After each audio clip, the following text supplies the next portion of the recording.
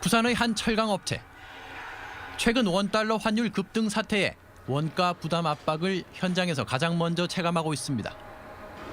원자재 수입 비용은 갈수록 늘고 있지만 지역 업체로선 자체 대응책을 마련하긴 현실적으로 어렵습니다. 단 며칠 사이 급등한 환율 탓에 환차 손을 고스란히 떠안고 있는 상황.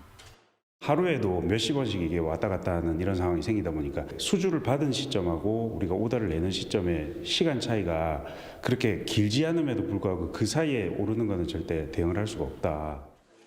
부산상공회의소의 긴급 모니터링 결과 이번 환율 폭등에 원자재 수입 비중이 크고 내수 비중이 높은 기업일수록 특히 피해 규모가 큰 것으로 나타났습니다. 물량의 70에서 80%를 중국에서 수입하는 한 철강 유통업체의 경우 대금을 달러로 결제하는 탓에 환율 상승에 의한 적자를 고스란히 떠안고 있었고, 러시아산 수산물 수입 유통업체의 경우 배가 들어올 때마다 100만 달러 가량의 대금을 즉시 달러로 결제해야 하는 상황이어서 어려움을 호소하고 있었습니다. 1,300에서 1,350원 사이로 와야 큰 부담 없이 갈 수 있지 않을까. 지금은 1,400원대 넘고 불안한 정세 때문에 더 올라가지는 않을까. 지역 상공계는 특히 철강과 식품, 가스 업종이 환율 급등의 피해가 심각하다고 보고 대책 마련에 나섰습니다. 외환 당국의 조속한 환율 안정화 조치와 함께 정부와 지자체의 중소기업 금융 지원 대책이 절실한 시점입니다. MBC 뉴스 이만흥입니다. 오후 3시 반 종가 기준 원달러 환율이 1,451.9원을 넘어섰습니다. 글로벌 금융위기 이후 무려 15년 9개월 만입니다. 코스피도 2% 가까이 내렸습니다. 환율 충격은 지난밤 미국 연방준비제도의 발표에서 비롯됐습니다. 달러 금리를 낮추면서도 정작 내년에는 금리 인하 속도를 늦출 거라고 예고했기 때문입니다.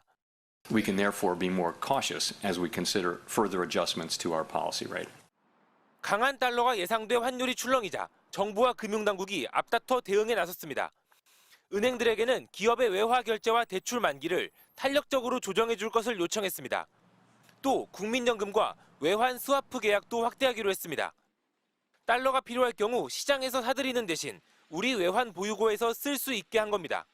변동성이 과도하게 나타나는 경우에는 추가적인 시장 안정 조치를 과감하고 신속하게. 환율 변동에 대비해온 대기업과 달리 수출 중심의 중소기업들은 불안해합니다. 수입 물가가 올라 원가를 감당할 수 없기 때문입니다. 환율이 한 10% 이상 뛰는 거지 않습니까? 국내의 구매자들이 가격이 10% 이상 오르면 구매가 불가능해지죠.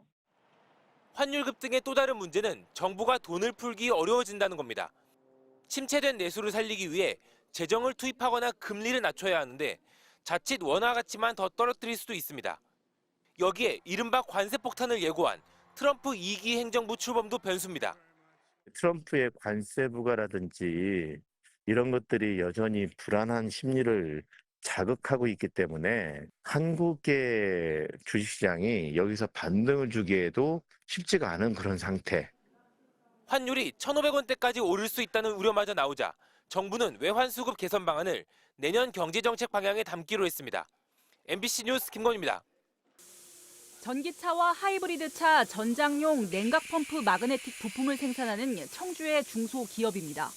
원료가 되는 히토류를 1년에 100톤가량 국내 최대 규모로 중국에서 수입합니다. 최근 원달러 환율이 급등하면서 갑자기 수천만 원 오른 대금 결제를 놓고 걱정이 큽니다. 기존 대비해서 약 15%에서 20% 가까이 더 자금을 확보를 하지 않으면 실제로 그 수출 대금, 그러니까 수입 대금에 대해서 상당한 그 애로사항이 좀 많습니다. 반도체와 2차 전지 등 충북의 주력 수출 산업체의 상황도 비슷합니다. 하반기 들어 수출은 증가했지만 원자재를 대부분 해외에서 조달하고 있습니다. 양극재와 배터리 등에 들어가는 전구체 등 원 부재들의 10월, 11월 선적 물량의 대금 결제가 돌아오면서 큰 손해가 예상됩니다. 아마 10월 달이 1,350원대였나 그렇게 기억을 해요. 이번 달에 이제 환율이 폭등을 해서 1,400원대 환율로 달러를 매입을 해서 송금을 해줘야 되니까 사실 좀 큰 부담이 있죠.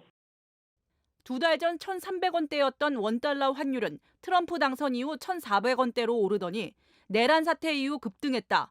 탄핵이 불발되자 더 올랐습니다. 업체들은 12.3 내란 사태로 인한 탄핵 정국으로 해외 거래처나 투자자들의 불안감까지 더해진 것도 악재로 보고 있습니다.